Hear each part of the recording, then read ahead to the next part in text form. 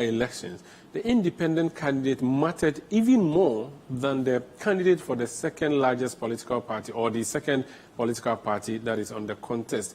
Why did that happen? And how come it became an anticlimax? In the Citiuation room today, that is a conversation we are having. We are doing a postmortem of the by-election in Kumewu and other matters arriving. My name is Umaru Sanda Amadu, and I'm doing this with Bernard Avle. Thank you, Sanda. Good to be here again. Good to see you. Just coming back from a by-election. It's a mini one, but it's a big one. I think because the political season is heating up, everybody's looking for it to election. So they were looking for a dipstick for a 2024 prediction. So this is the test case of the 2024 election. At least that's what the two parties were telling us until the end of the day. And then NDC started singing a different song. We'll come back. We'll talk more about that. This is the Citiuation Room on City TV.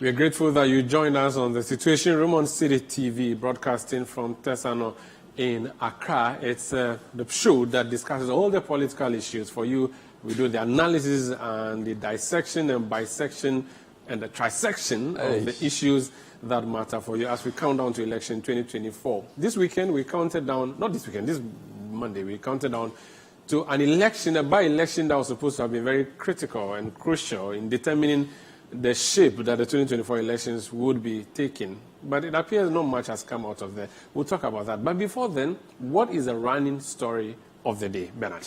Well, so of course, Kumewu is still big, but I think the MPP's calendar has come to the fore. As you know, their nominations for presidential candidates start 26th May. Today is the 25th, if you're watching this live. That means that from tomorrow, MPP's road to 2024 for the presidential candidate begins. They released a press statement. I just wanted to read some highlights for you. And it's signed by Justin Kodua Frimpong, who is the General Secretary. And it's basically dated today, 25th May. New Patriotic Party opens nominations for presidential primary election. Let me just read it. The New Patriotic Party at its National Executive Committee, or NEC, and National Council meetings. So these are the two, the board and the executive together. This meeting was on April 3, approved the timelines for holding the presidential primaries as follows. Opening of nominations, Friday, May 26, 2023. That's tomorrow. Closing of nomination, Saturday, June 24. So that's roughly a month. Special electoral college elections into bracket, if any. Saturday, August 26, 2023. National Congress, which is where the main election will take place, November 4, 2023.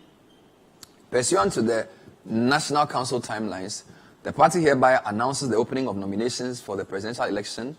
Nomination forms shall be obtained from the office of the General Secretary at the party headquarters at Salam Down from 10 a.m. to 5 p.m. Mondays through Fridays. Consequently, an aspiring presidential candidate shall obtain the nomination forms after payment of a non-refundable nomination fee of, guess how much it is? How much? Oh, just take a wild guess. Since NDC did 500,000, this should be... NDC did 500,000? Yes. Half a million cedis? For the nomination, yes. So Kojo Bonsu yesterday when you were speaking, so that was 500,000. Asking that, so you gave 500,000. So since this is a government... It counted... I said, so you 500,000. I couldn't even translate into old cedis. And I said, so you gave all that money and your family watched you? And he said, yeah, he's a colleague. So, I don't know, MPP, 50,000 cedis. 50,000 cedis. As in 50,000, 100,000. Oh, what are you saying? 50,000, 500 million. 3 zeros. Wow. And they add only through a banker's draft issued to the New Patriotic Party headquarters, Accra as payee. The party is determined to hold a free, fair, transparent, and peaceful presidential primary election and urges all stakeholders to make this a reality. Signed, Justin Kodua Frimpong. So this means the curtains have been raised officially for the NPP's presidential and both parliamentary as well Or did they don't mention parliamentary? No, just this presidential? is for presidential. Because parliamentary will happen after presidential. Yes, because, the parliamentary is in the next year. They don't want to cause any problem for their budget. So this means that we are going to see those who have been saying they want to run, now they're going to walk the talk. This is the beginning. They are no longer hopeful, so they become aspirants. So a lot of times you describe all these, 9 or 10 people as hopefuls. If they pick the form and they fill the form and the party, they go through the process, because the process they have to go through, I believe they have to get signatures and all of those things. If they do those things, then they would be on the ticket. Then, so there are 2 questions to answer. How many will they get? If they get more than 5, they will do August. If they get 3 or 4 or 5, they will just do November. So it's a moving target. But the way it's looking, they're definitely going to get more than 5. Well, they have a if they had said maybe the nomination fee was 500,000 or something, but 50,000, I'm sure even if I shake you hard, I'll get some. I can. I mean, if I go to you can raise it. If I go and ask for myself the IMF, I'll say, Charlie, I need to also get. Okay, so it means that we are going to be seeing a lot of the activities where they would go with Dondo bitters and those things to the party office, go and pick forms. Some usually do it in person. I'm going to suggest something. So you would notice that for some candidates, they will go themselves. Usually, they are the candidates that don't. It depends, right? Muhammad didn't go. Yeah. What do you call it? Alabi went to pick the form for him. I suspect somebody will pick for Bawumia. I don't know. It is possible. I don't know. Does it make any difference though, if you go in person to pick versus if you send someone? Well, my sense is the president is not in the country, okay, and the finance minister is not in the country, so Dr. Bawumia is working. I think it will be some way for him to be parading party office with people following him to pick forms. So unless if he were picking the forms tomorrow, I think somebody will pick it for him. I remember Mills walking to the NDC headquarters when he was going that contest with Konidu. Now, what I don't remember is whether he was going to submit the forms or he was now going to purchase the forms. But there was. It always depends on the politics of the time. What image they want to portray. Yeah. I can see Alan going. Personally. With people, I feel like the match he did in Accra and the numbers he pulled may sort of give and this is just guessing, political strategy.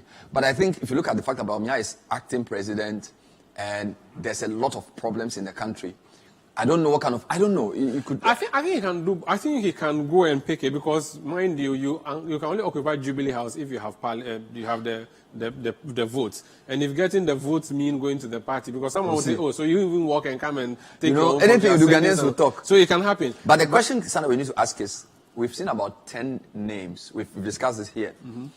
By 24th June, we will know how many of them are actually serious. In 2007, there were 17. Yeah. Now, in trying to avoid that absurdity in terms of even voting, they've created this August thing. Yeah. Looking at the MPP and the way they work, particularly when they are looking for a new leader, I suspect you have more than 9. I think, look, all the people, between the two of us, I've spoken to almost all these guys. Yeah. So you think some stranger may pop up? They are all very serious. We can start from Dr. Bawumia, that's 1. Alan Shamanting, that's 2. Former Greek Minister Free, that's 3. Yeah. Kennedy Japan, that's 4. Kwabene Japan, that's 5. Adainimo, that's 6. Kofi Konedo Apreku, that's 7. Then who else? Let's go to Somanya. No, let's go to Ejaku. Takrade. Okay, Ejaku, 8. Somanya, and then Takrade. Jogate, 9. Yes. So I've seen at least 9 names. Yes. It's possible there's even another name we don't know. There's a guy, we are told he's a lecturer at KNUST. Not much has been said about him, but he has also declared his interest. So that's 10. And it may even go more than that. I mean, because there are always people who come up that you don't even know. Yeah. There are people who always and they may just escort, the candidates into the. No, they'll tell you they've been working on the ground. Their strategy could be, I've been quiet, everybody's been making noise, I haven't said anything, but I'm not showing my face. Yeah, the presidential primaries running for these things. So someone like Adainimo, this will be his 3rd time, I think, he's doing it. I'm just wondering why you consistently go for something knowing that your chances are slim. Well, you see, he's been a former member of parliament. He understands elections. He was a student in he lost his primaries. KNUST. My point is that if you listen to a lot of Ghanaians, they are tired of the old, the status quo. So a lot of these candidates feel like there could be a tipping point somewhere. People may want a new face. They want to show them their faces so that if there's something that requires some new faces to come on board, they would be there. I was at an engineering program a few months back, and he was there. When you listen to a lot of the professionals, they seem to want people like him, Kwabene Jepong. They feel like, look, we've tried the lawyers and the economists, it's not working. Let's give the country to some engineer. So who knows? A lot of them come with different, it depends on who they talk to. And some of them also want to be relevant in their party. Like you interviewed Kojo Bonsu. He knew he wasn't going to win. Yeah. But you can say that even though Dr. Dufour's standing in the party may have been diminished a bit, Kojo Bonsu is okay. Yeah, you know, I don't think if he goes to the Mohammed's office today, anybody will close the door to him. So they have different calculations they make. So we'll see how it goes. So we just have to keep an eye on the space. What's happening is that the New Patriotic Party has just announced that if you want to run for president using the party as a vehicle, you should go to the party's head office from tomorrow, Friday. Go and see JFK, the General Secretary, and say, I'm coming to pick forms. Pay bankers draft 50,000 cedis. Only. They didn't put the only before the 50. I think they put at the end. No, I think they should put it before. Only. They should put it before so that would mean that the amount is very small. Yeah. But Bernard, again, that issue of the amount, I think if they really didn't want a crowded field, they should have used the fees to checkmate that. I think the MPP is very careful in the image it presents. We're in an austere period. And politics propaganda is not logical. If 10 candidates all came up and were paying 500,000 cedis, people would ask, where do they get the money from? Then it becomes a whole issue. You get it? I recall in 2007, I think the then General Secretary called them 17 thieves. And it became a whole issue NDC because at the time, the country was going through a lot of difficulty. And to have 17 people parading, paying all that amount, that jamboree, it wasn't right. So I feel like they want to... I think the General Secretary even prefer a very solemn, muted, serious ceremony until they choose the candidate. Then they can kick off. Because we are in an IMF program. We are in a period of austerity. Right? You don't want the governing party to be showing some profligacy. So I think the 50,000 is reasonable. It's reasonable at the party level, but at the candidate level, I foresee the jamboree happening. Bernard, they are not going to go to the party head office silent. They are going to bring drummers, possibly horse riders. It's the nature of politics everywhere. Look, the politics and the way it is, whether it's in Greece, where it started from, or in China, you have numbers. It's the people game, all right? But the question is, where we are as a country, looking at the economic situation, you don't want to create... I mean, why do you... For example, yesterday you interviewed the JUSAC General Secretary. Yep. He said something. He said they couldn't meet the president to resolve their issues. But prior to those challenges, the president and the vice and all the big guys were in Kumewu. Spraying cash, that's what he said. So elections have a way of annoying people. Okay, and when we get to the Kumewu election, we talk about the turnout, you will see some of that. So we will see, but the whistle has been blown. NDC has finished. We know who the candidate is going to be.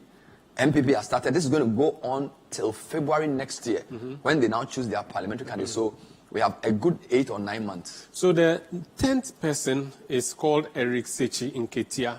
He's a lecturer at the University of Education, Winneba. Yeah. That's as much as we know about him. Yeah. And so, like you said, the field, we're still keeping an eye on So far, them. it's only men in the field. That's the problem. Yeah, that's another thing. It's only men in the field. When was the last time we had NDC? The country and the way we do our politics, very patriarchal, and resources usually back these things. It's very difficult. So we'll see how it goes. This is a Situation Room on Citi TV. We're having a conversation generally on the updates. We are updating you on what the NPP is doing. If you're a member of the NPP, or if you are interested in running for flag bearership in the NPP, please go to Asylum Down, pick a form. You have all the way to 24th June to decide. If you pick the forms and you decided, Charlie, I cannot, you can return. In fact, when I spoke to Kojo Bonsu, he told me how within what? Is it 8 weeks? Or he told me how he struggled having toured the whole of the country, just trying to, work the party base. Charlie, running for president is not an easy thing. And what's interesting is touring the country is even at levels. Look, we did the Heritage Caravan for 8 days. Ghana is big. Yeah. And if you want to even go from constituency to constituency, it will take you weeks. It's a very expensive endeavor. That's true. Right? Even just in Greater Accra. It's terrible. So I can imagine the level of grueling movements they had to go through. It's very difficult. Just a quick detour. So on the issue of why candidates will run in an election, when I asked Kojo Bonso, he said if he hadn't run, John Mahama would not have gone to every nook and cranny of the country. So he thought that it was a good democratic exercise. So, in fact, if Adainimo doesn't run, if Jogate doesn't run, if Ejaku doesn't run, and then we say, oh, let's leave the presumptive candidate to go. That presumptive candidate would not really talk. No, but Kojo was telling you this after the election. Yeah, but when you asked him, before he didn't say that. Politicians always find something interesting to say about the elections. But it's going to be a very interesting race, and because this is, I think this is uncharted waters for the MPP. We know that this is the first time they have a vice president whose following is arguably as strong, if not stronger, than the other candidates. All right. In the 2007 case, the vice president didn't have that level of following, although he was liked, but he was not seen as a political force. This vice president has sort of redrawn the map of the northern region for the MPP, and he's been the arrowhead of their campaign for previous elections.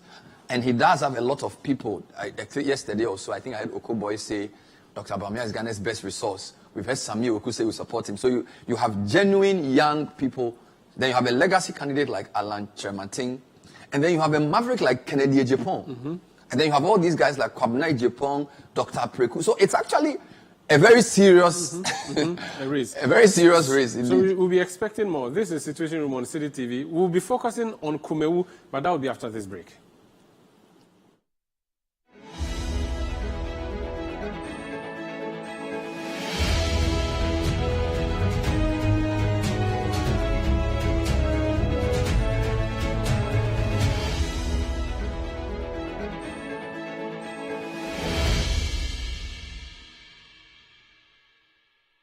And just as was anticipated, day 4 has been long. But finally, we are at the Red Clay Studios. Exhausted, but excited. Because at 9 p.m., the night is still very young. We had quite the experience at the Red Clay Studios. With drummer and dance, with color and class, patrons were treated to reenactments of various folklore of the northern region.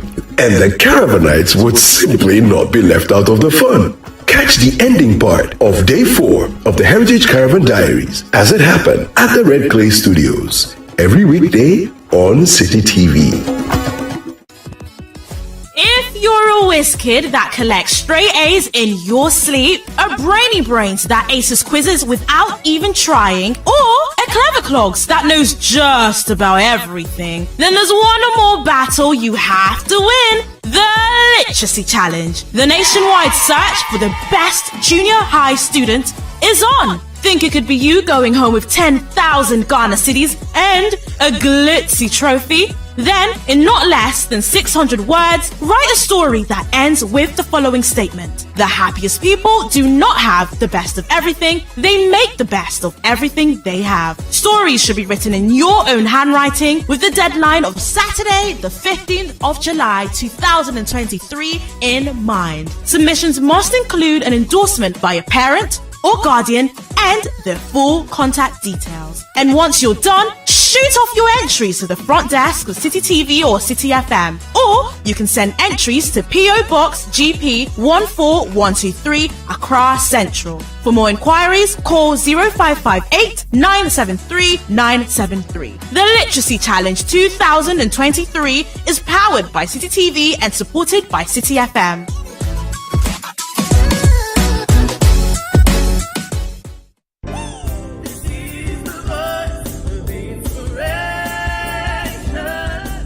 It's inspiration.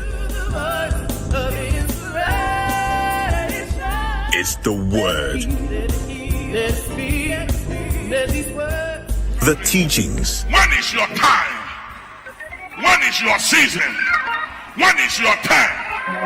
No amount of lies, no amount of liars, political liars, financial liars, family liars, hatred or spiritual lies, no amount of it can stop you. Tune in to Voice of Inspiration with Archbishop Nicholas Duncan Williams every Sunday at 6:30 p.m. on City TV.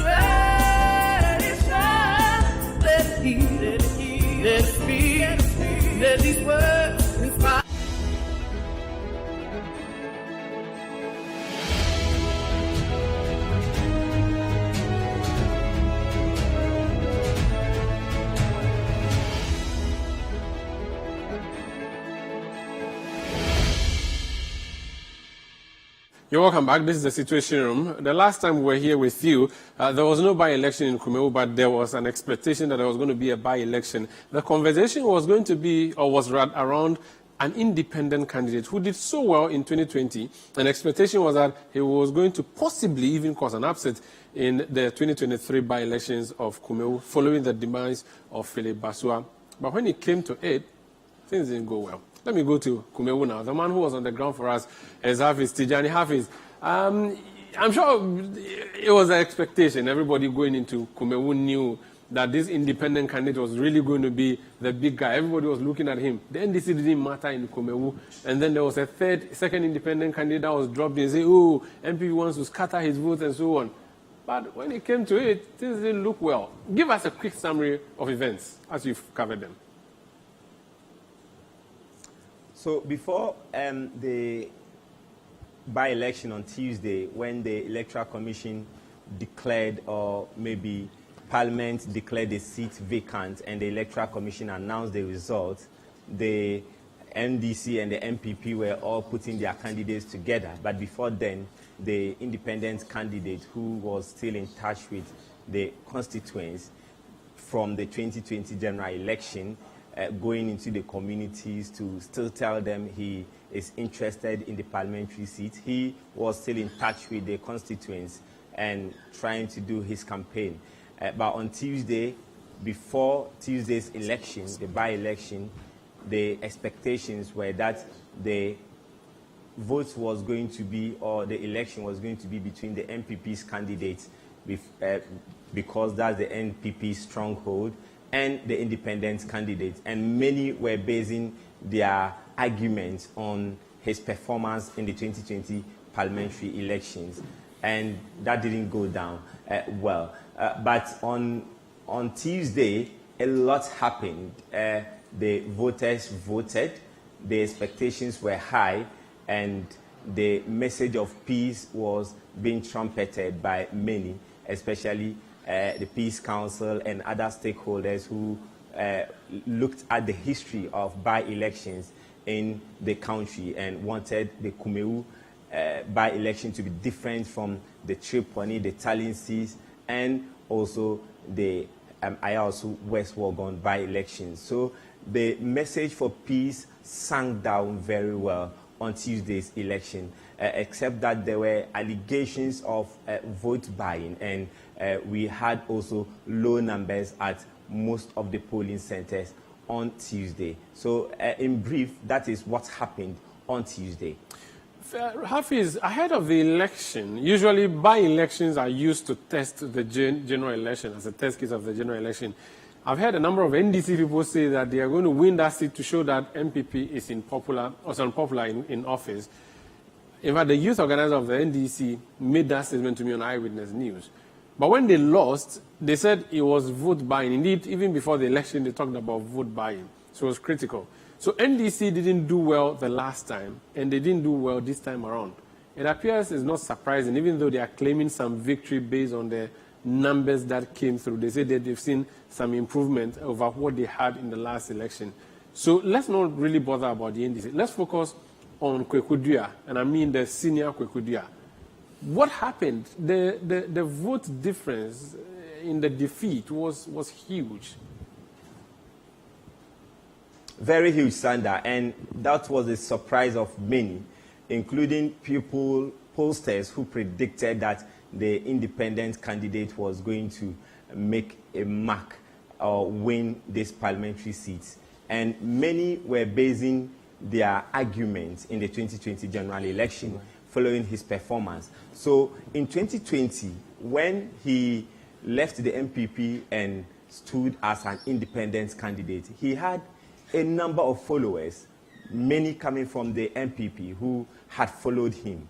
So going into the 2020 election, he had many people and he had convinced many with his message, and that most of these followers were MPP, and they had gone into the communities to speak to the people. So with the MPP individuals coming to convince people, people knew that what has changed. People who were with the MPP are now following an independent candidate. So why don't we support this independent candidate? But when the results for the parliamentary elections for the 2020 election came, the independent candidate continued to engage with the community. But immediately Philip Basua passed on, the MPP changed its strategy. They saw that the independent candidate was still a threat to the new candidate they were bringing. Philip Basua was an old folk. He was known in the constituency, but the MPP was bringing a wholly new candidate who was going to be marketed for the first time.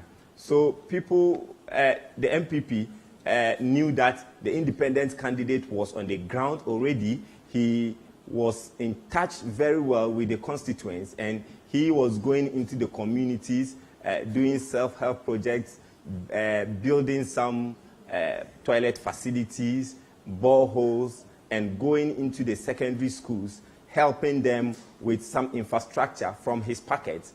So the MPP saw that the independent candidate was still someone who was very popular than the new candidates they were electing. You know, the MPP went into their primaries to select a candidate for the Kumewu by-election with 5 people. So among these 5 people, none of them was going to be popular than the independent candidate with a short period of which the MPP was going to do the campaign. So the MPP had to use a strategy to counter the independent candidate. So the independent candidate, one, Chairman Wuntumi, mounted any political platform. Chairman Wuntumi is called Bernard Entry Bosiakun. He is the Ashanti Regional Chairman of the MPP.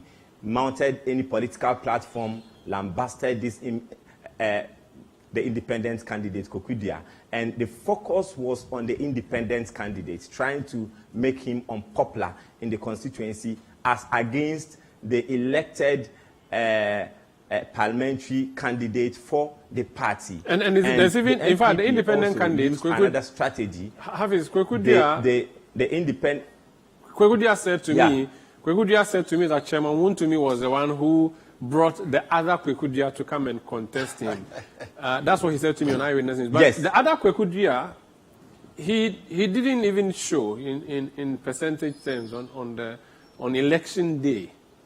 It means that he was not. Well, he was not a threat after all. Well, on Tuesday. Yes, exactly. Well, on Tuesday, even when we went to some of the polling stations, he didn't even have agents to represent him.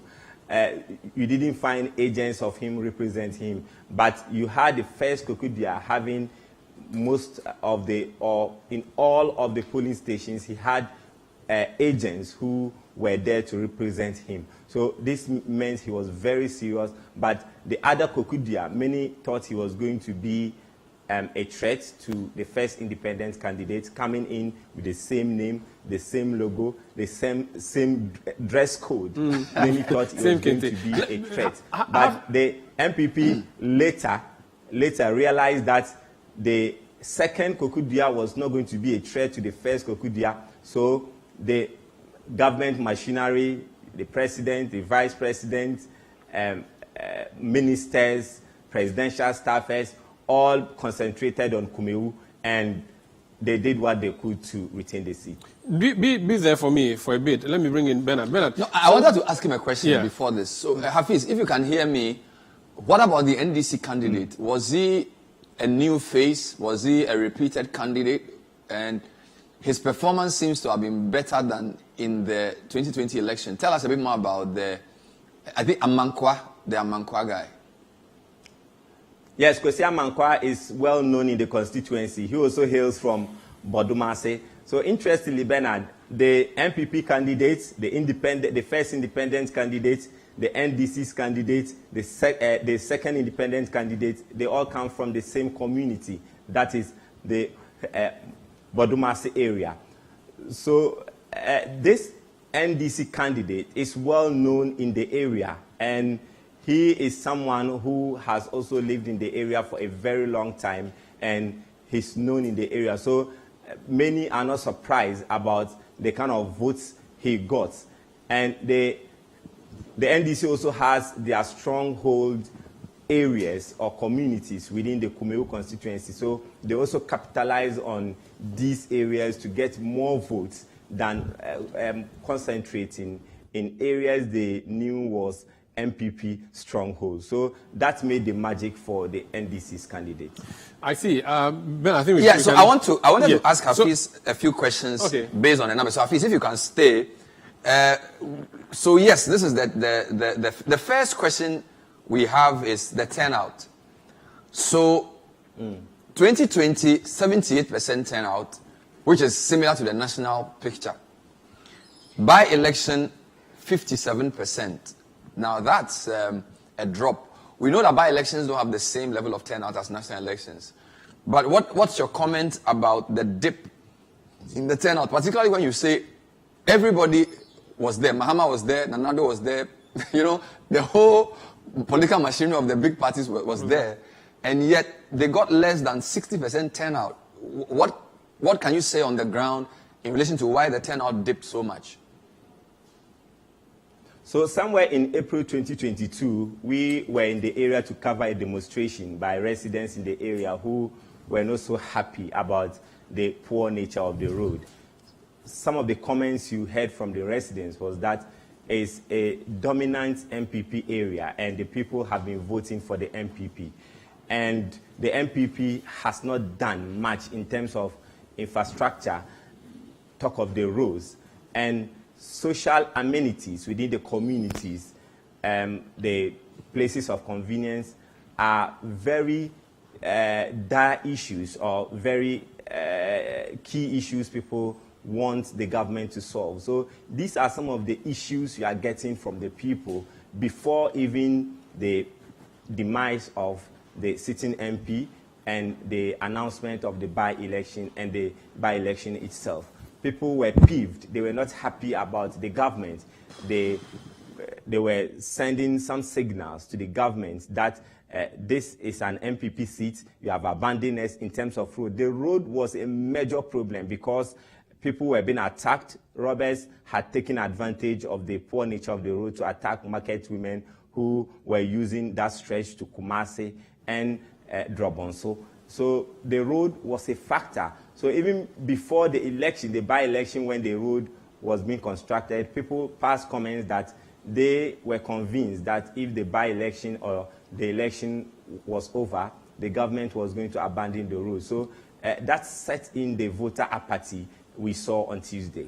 The other issue for the MPP, apart from the reduction in voters, if you do a net voter gain between 2020 and then 2023 by-election, they only gained 304 votes from their previous. So with all the campaigning, this gentleman, even though he got 70% of valid votes cast, if you actually look at the number of votes he got, it is only 304 votes more than Philip Bassoa. But Kwesi Amankwa got almost 1,300 votes more.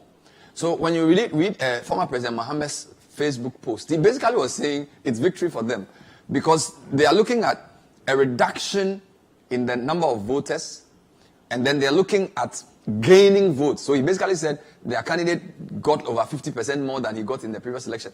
I don't know whether he spoke to Kwesi Amankwa again after the election, whether he felt happy about the numbers he got. What are your thoughts around this and what this potentially means for 2024? Again, this constituency has a lot of independent history, independent parliamentarian history. So for Kweku Dia, the first to lose almost 10,000 votes, we heard some people say that he was cheated and that his votes went to the MPP. So if NDC is happy even though they lost, is there something we are missing? Or on the ground, can you understand why Mahama will be saying this is good for them? Well, I have not had any official interview with the NDC's candidate, but I have spoken to some NDC executives who have said that the MPP has lost it in Kumeu, which is their stronghold, looking at some of the problems I've just mentioned, because the NDC before then had gone into the constituency to do its own survey to find out the concerns the people were raising, and they capitalized on that. But when the road or the roads were being rehabilitated, the NDC also capitalized on that and telling the people that it's because your MP is demised or is passed on. That's why the party you have voted for since is now coming to attend to you. And most of the inhabitants bought into what was being sent to them, because they saw that, though the road minister said it was a coincidence, but the message from the NDC that the passing of the MP resulted in the construction of the road sank into the minds of the inhabitants of Kumeu, who says that, so why is it that the government waited until now before constructing our road? We have spoken to some other people in the constituency prior to the by-election, and they have also said that if there's an election today, they will vote for the NDC's candidates or an independent candidate at the parliamentary and vote for President Akufo-Addo or the flag bearer of the MPP in the presidential. So the apathy has set in not from today, but the residents just wanted to show it in terms of this election, though they had complained and they thought that no one had listened to them. And the issue about the independent candidate. So in 2008, we had Dominic Otin. He came out as an independent candidate, though he had nothing to do with the MPP. He just came out as an independent candidate and contested in the parliamentary election. And he polled 7,120 votes. That translated into 26.38%. So, and in 2012, this same candidate came as an independent candidate, and the votes dropped. So the analysis here will be that the MPP would look at the performance of an independent candidate in a previous election and do its homework very well in the subsequent election to improve its votes and also maybe suppress the vote of the independent candidate. So in 2012, this same independent candidate polled 3,991 votes, which translated into 14%, 14.59%. So the difference, 26% and 14%, that is what we are seeing now for Kokudia, the first Kokudia in the 2020 election and in this by-election. Thank you, Hafiz. Stay on. I just wanted to prove that you were right in what you just said by showing a couple of things. So this is the net gain, NDC 1,008, MPP 300, net loss 9,000. In terms of percentages, MPP gains 2%, NDC gains 11%. This is parliamentary. Independent loses close to 80%. But this is why I think what you're saying is interesting. This one. So, presidential election, Akufo-Addo gets 23,000 votes. If you put together the independent and the MPP candidate together, it's 26,000. Right? So, it tells you that skirt and blouse is in this constituency, and you are right, 3,155 of the president. So it's a very dicey constituency. And I will let this sink in. When we come back, I will show you some very interesting history about the constituency. Sanda and Hafiz, this constituency is very independent candidate prone, which means that it's very skirt and blouse prone. Don't forget that the current second deputy speaker of parliament is an independent candidate. Now, the first deputy speaker of parliament used to be an independent candidate as well. So Joe Wise has gone independent before. Yeah. So we'll try and understand what's happening in Ashanti. If you look at Ashanti and Volta, strongholds of parties sometimes can afford to have independent candidates who will even win, and yet the people will vote for the president of the party, because you have Victor Behu. Yeah. I think it was 2004 or so. He went independent. He won. Even though the party had a different candidate. I think it was Clenso at the time. So maybe when we come back, Hafiz, you can talk to us a bit about Ashanti and the way independent candidates work, whether when somebody feels aggrieved in the primaries. And again, this is important because the MPP have decided to wait till February to do their primaries. And I'm sure Ashanti primaries would be very, very serious. So if you can put your analysis on and tell us where you see potential trouble. And then, of course, we'll also show you the historical trend of the constituency, which is very interesting in terms of how the two parties are doing. All of this coming up when we come back to the Situation Room, which is analyzing the Kumewu by-election and also announcing that the NPP will be having their presidential primary process begin from tomorrow. We'll be with you. Stay with us.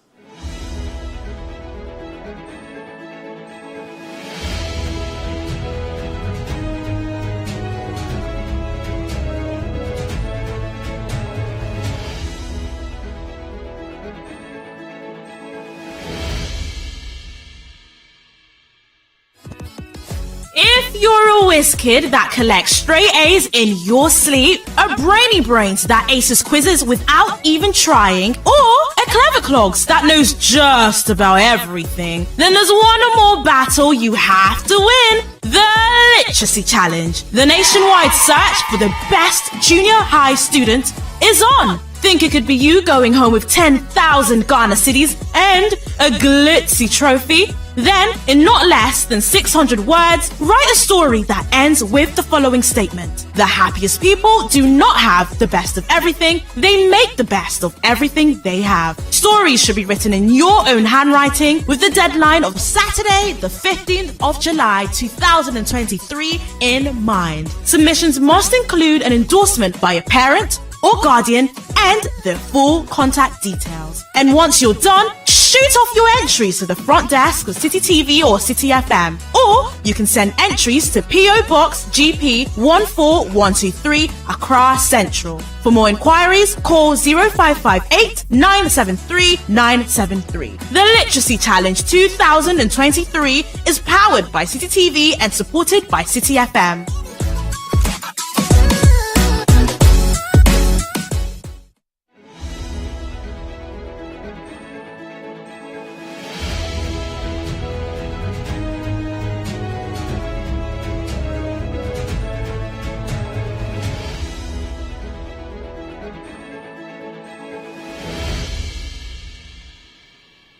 This is the Situation Room from our studios in Tesano and also our bureau in Kumasi. Hafiz Sidiani is there for us, and you know why. Because we are discussing the Kumewu by-election. The election is over. We know the victor. We know the vanquished, even though Bernard would not like me to use harsh words like that on people who are defeated. But what matters is that the parties went into an election. There were two independent candidates, two political party candidates. At the end of the day, the NPP candidate won, and he won with a landslide. But we're just doing a historical record of the constituency for you to look at how the constituency behaves and how it has behaved since 96 to date. Bernard is on the graphs. Hafiz is in the studios in Kumasi. Bernard. So let's summarize what we know so far. This is the result. And there's our name 15,000, about 70%. Kwesi Amankwa 3,000, about 17%. Kwekudua with the first 2,400. Kwekudua the second 62. So the first big story is the low turnout, right? The low turnout or the lower turnout in the Kumewu by-election from 78 to 57. As a trend, by-elections have lower turnout. That shouldn't be a problem, but this MPP stronghold. I need to tell you that a lot of people have been calling me trying to understand what this means for 2024. A lot of people want to understand the landscape for 2024. What I'll say to listeners is that Asin North may be more useful than Kumewu. Because it's more like a swing. Yes, Asin North is much closer contest. Kumewu, you can only use the Kumewu election to look at possible issues on turnout. Hafiz talks about skirt and blouse, independent candidates. But Kumewu is not a very typical constituency. So those of you who are trying to use Kumewu to predict 2024, don't do that. It's not going to help you. Okay. So that's the second big story. We also need to say that based on this story, political parties are very important, right? Because you have somebody who had a lot of votes as an independent candidate. He didn't know Mr. Basso was going to die. Yeah. He couldn't organize himself. He had a massive net loss. Look at that. He lost almost 10,000 votes. So even though independent candidates are strong, political parties are important unless independent candidates can put up a strong organization. Machinery. So there's everything what the man can do, the woman can do, versus what the party can do. Right? So that's the other story. Then we've also spoken about the skirt and blouse story. The fact that this constituency have those tendencies. If you put the parliamentary two leading, they had more than the president. So it's an MPP area, but the NDC sees that their performance is interesting. Now, I think this is where the main meat is. From 96, NDC had 38% in that parliamentary election. The 96 election. Yes. So this is what you call a 60-40 constituency. That was big. So, of course, a 60-40 constituency is a constituency like Domi Kwabenya. Yeah. Right? A huge constituency where MPP will win, but NDC will do well. Yeah. What started as a 60-40 constituency essentially has moved all the way to become like a 70-30 constituency. Yeah. All right. So it's not that much of a swing. What's going on? In 96, there was no independent candidate. 96 was the Rawlings final election. We didn't have transparent ballot boxes. Right? So wooden ballot boxes. So you can make of this what you want. 2000, the election that brought Kufuor into power, interestingly, MPP dipped by 2%. NDC reduces by 12%. But this is the story. Independent candidate emerges. Changes the dynamic. So, party strongholds, when primaries don't go well, somebody feels like I have been denied the chance to win, they are strong. So 14% in 2000. This is the election that brought Kufuor to power. MPP is in office. They managed to organize themselves better. 2004, present a unified front. Boom. They go back to 70. NDC is just dipping. 38, 26, 21. Now 21. The independence has dipped. So you can tell that the independent is taken from MPP. It's not from NDC. It's 14, it's now 2. 58 is now, so you see, 12% drop, 12% gain. So you can see there's a logic to the thinking. And this, the independent candidate loses 12% points. MPP gains them 12% points. So it's a very clear MPP independent. So it's explained, understand why NPP was fighting the independent candidate, but they know what independent candidates do to them. 2008, which is a proximate election to this election, an MPP government is in power, the president is no longer standing, NDC is in opposition for 8 years, they want to come back. What did 2008 do? MPP dips. When a party is in power for 8 years, there's disgruntlement, we don't have roads. So what you've seen in Kumewu with Enim's advantage is that he's a fresh face. So Enim may actually be good news for MPP because if he does well between now and the end of the year, they'll probably retain him, and then his goodwill will translate to MPP. So chances are that if Baswa had been maintained, MPP was going to dip from their number they got. In fact, they was on 51. 51%. Probably have dipped further. Have gone down. So 2008, 70 comes down to 56. Look at what's going on. Independent candidate, boom, up 26. So you see, even above NDC. NDC, they are on their way. So 2000 NDC, they are 38, 26, Nosedive. That's what they call 16. it. Okay, so in 2008, independent goes to 26%. 26%. Governing party loses. Because this is Kufuor's second term is now. This is Akufo-Addo's first attempt at the presidency. 56%. So the independent candidate has just a 30% gap between the MPP. NDC is down. 2012, Mills dies. Yes. Mahama comes in. NDC 15%. MPP comes down. Sorry, independent comes down. MPP recovers 70. They're back at the recover. So it's almost like after each independent episode, there's some meeting, some discussion, and then the independent guy, either he reduces or the new independent person comes up. So 2012 was neck and neck for NDC and independent. Yes. So you can see that MPP's best years have been 69 and 70 up until 2012. NDC is just going down. 2016, The election that Mahama lost as president, Akufo-Addo becomes president, MPP is on their way up. Look at what happens.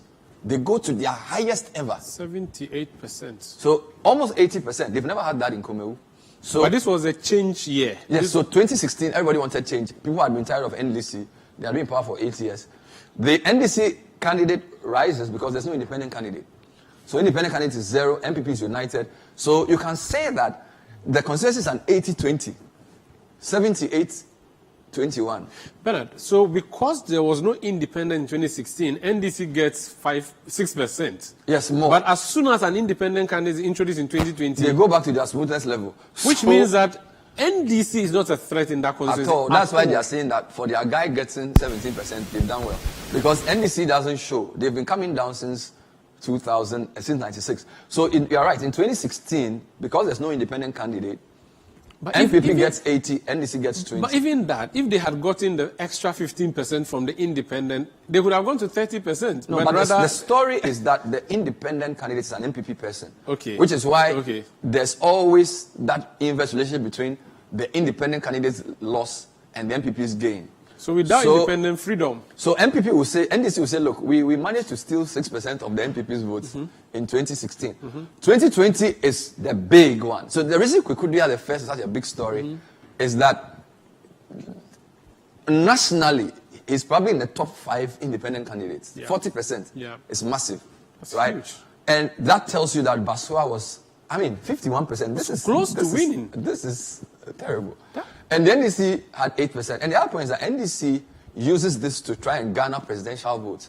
Their strategy in these constituencies is not to win. It's to confuse the situation, get people to get his grants so that some of them will vote for their presidential candidate. You know what NDC could have done in 2020? They could have gone a little above 8% and the independent would have won. And that seat would have been lost to the MPP. So if NDC had done a little better than they did, it means MPP would have lost. I actually think that a better strategy for the NDC would have been to say they will not contest in 2023. Parliamentary? And they will go and support Kwekuduya. That they could have done that. Or they could have said Kwekuduya, come and join NDC. No, but for this 2023, we've just realized that even if CPP, PNC had all come to join independent... No, I'm just saying that if you put the Kwekuduya and NDC together in 2023, that's a good 29%. Yeah. 29%. Yeah. Which is more decent than the 12, but whatever. So Enim, a couple of things. You can say that Enim was the right person they chose. Right? Because Enim has moved them 20% up. Right? He's young, he's fresh. He doesn't have the sins of the ancestors. So he's a new guy. Which is why I'm saying in 2024, Enim can only go up if he does the right things, because the first guy is a new guy. Yeah. So all the things that Baswa was in that they said they were not happy with, Enim will probably end, but Hafiz can talk about that. But the problem for Kwekuduya is where the votes that he had in 2020 went, because to have just come down to 17%. We can attribute that to a number of 40%. things. Organization, you see, the recency of the... So Kwekuduya obviously was popular in the constituency, and we don't know whether he was an MPP guy who got angry.